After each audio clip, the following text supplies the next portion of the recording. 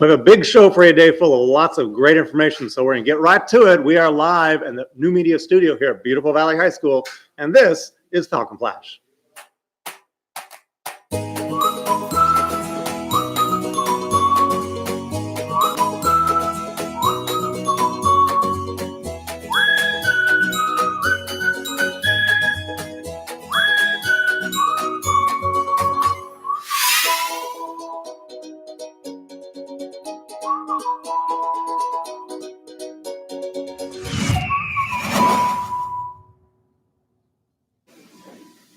Good morning, students and staff. Today is Wednesday, September 11th. Today, we remember those who lost their lives in the terror attack on our country 18 years ago today. It is important to remember and to reflect on the impact of that day.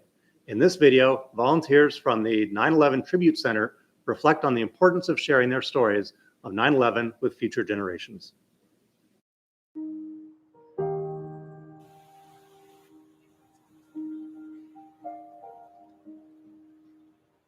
I do walking tours of the 9/11 Memorial for the 9/11 Tribute Center.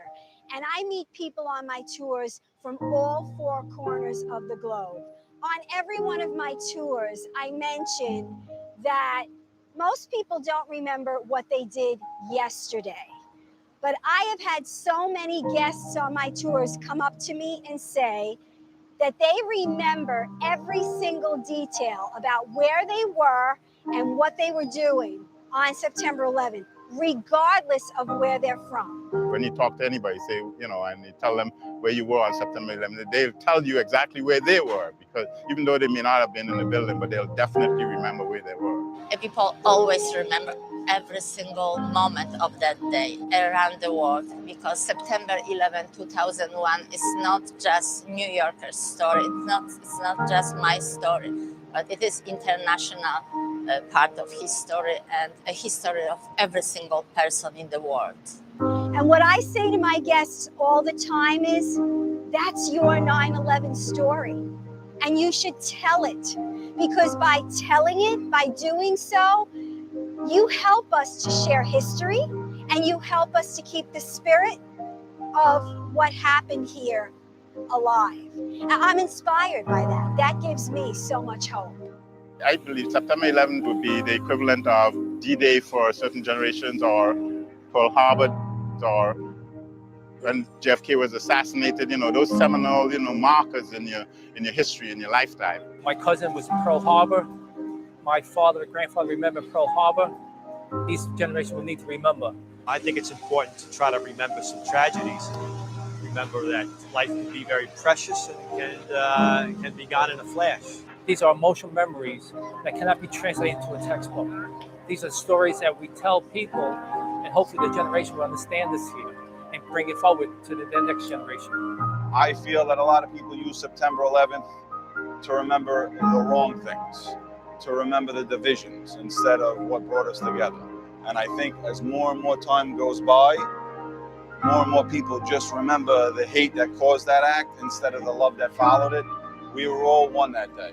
People from New York, DC, all over the country and all over the world.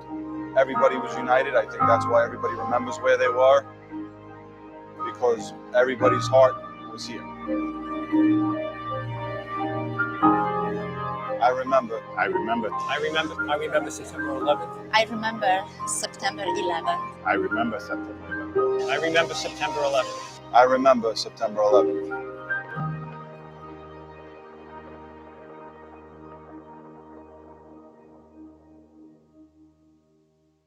I got a call from my And I remember September 11th. And that's your patriotic observance for today. Dr. Padilla is here now with us today to take us through 2 more steps that you can do to help someone in need. Dr. Padilla. Thank you. I remember September 11th. Good morning. Yesterday, you learned about how to recognize if someone is feeling lonely or isolated. Today, we will look at how you can help. Reach out.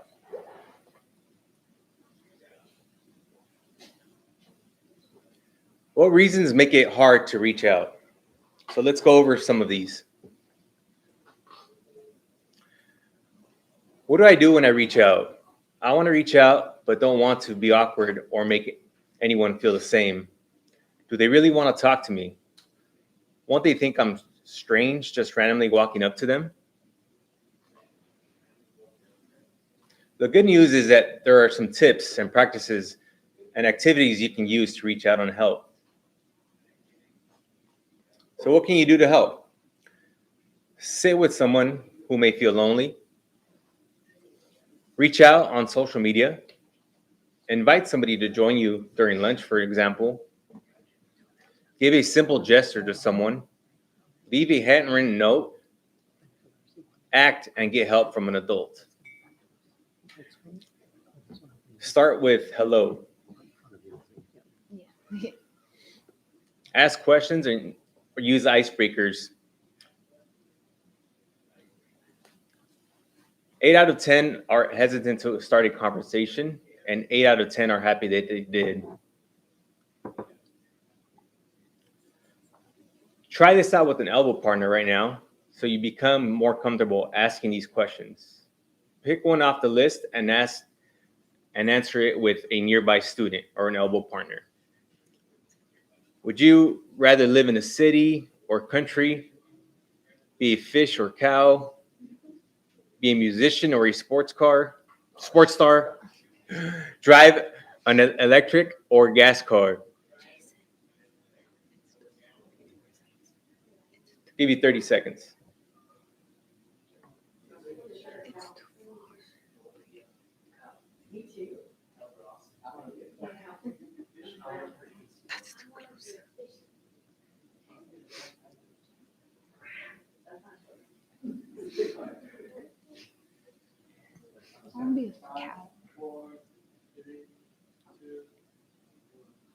So thank you for participating.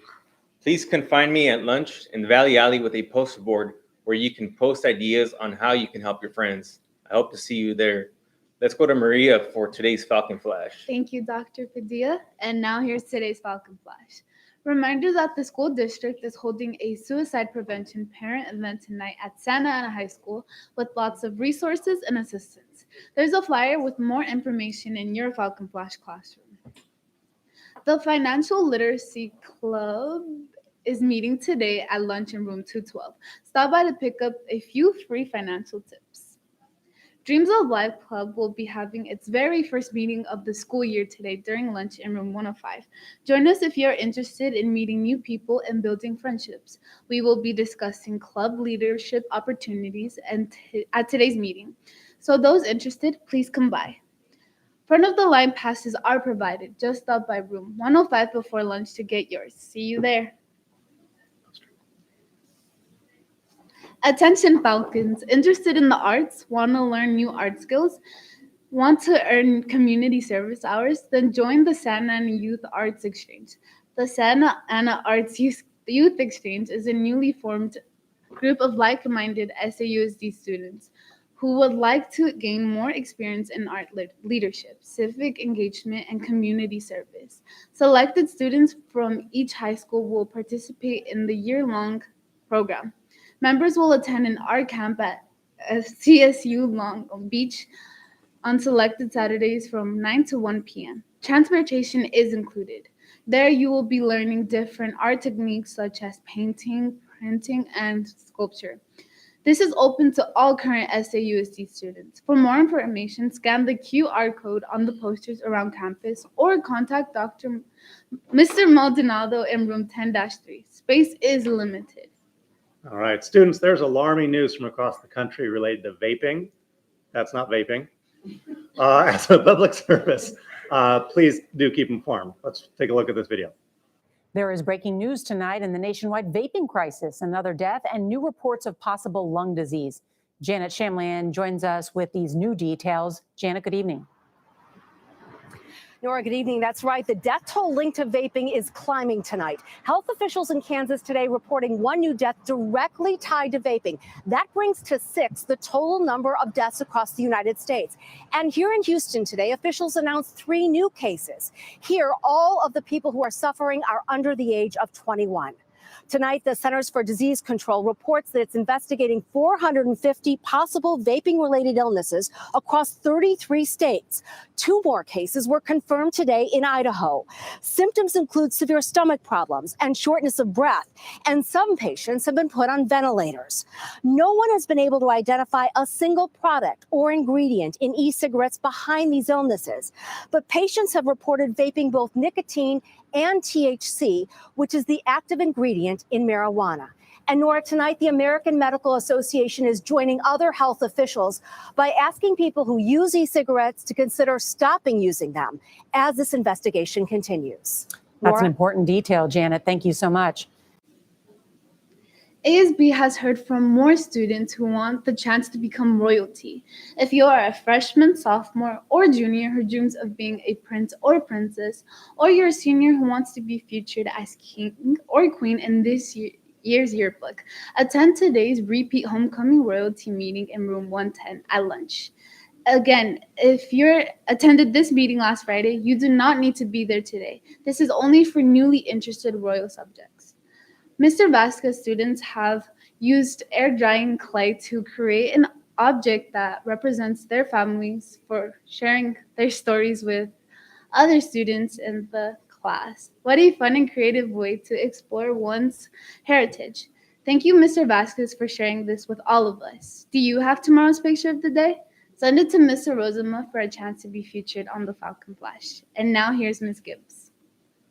Juniors and seniors, you can earn money while you learn about money. The Banking on Our Youth program is offering classes on financial literacy. You will learn about investing through a game simulation. You will take tours of businesses and learn how to develop a small business plan with the help of mentors. To be eligible for the $350 stipend and a laptop, you will need to commit to 1 Saturday a month from October through April. At the end of the program, scholarships will be awarded for the best small business idea. This program is only 1 Saturday a month beginning October 12th from 9 a.m. to 2 p.m. The application deadline has been extended to Sunday, September 15th. And you can find more information about that in Mr. Rosema's Google Classroom and in my Higher Ed Google Classrooms. The college craze has begun with a terrific turnout yesterday for the visit with Concordia University. Shout out to our students who made time in their lunch schedule to come and learn about Concordia's programs. I personally was very proud of the questions you asked and the way you represented Valley as strong, connected, lifelong learners. We have a number of colleges scheduled to visit us next week, including Chapman University on Wednesday, September 18th, and Pomona College in the Claremont Consortium on September 19th. We are also having a community college fair next week at lunch in Valley Alley on Thursday, September 19th. And that is not all. The Santa Ana Unified School District College Night event is scheduled for September 26th at Saddleback High School beginning at 5 p.m. Because we are reaching beyond a high school diploma, I want to encourage all Falcons grades 9 through 12 to attend college night and the lunchtime visits, so you can make the best decision about your post-secondary destination. Reach higher, Falcons. Brian? Thank you, Ms. Gibbs. Boys water polo did an amazing job defeating Godinez yesterday afternoon by a score of 12-7. We will bring you more details on the game as they come in. All athletes that plan on playing baseball in the spring but are currently in another sport, please see Coach Flower today at lunch. Get your lunch first and then get to classroom 6-7. Varsity football takes on Godinez this Friday night in the Valley Stadium. However, there is a twist. Godinez is playing the role of the home team at Valley, and Valley will be camouflaged on the away team. This means two things. Number one, tickets are only available to us at the gate on the night of the game.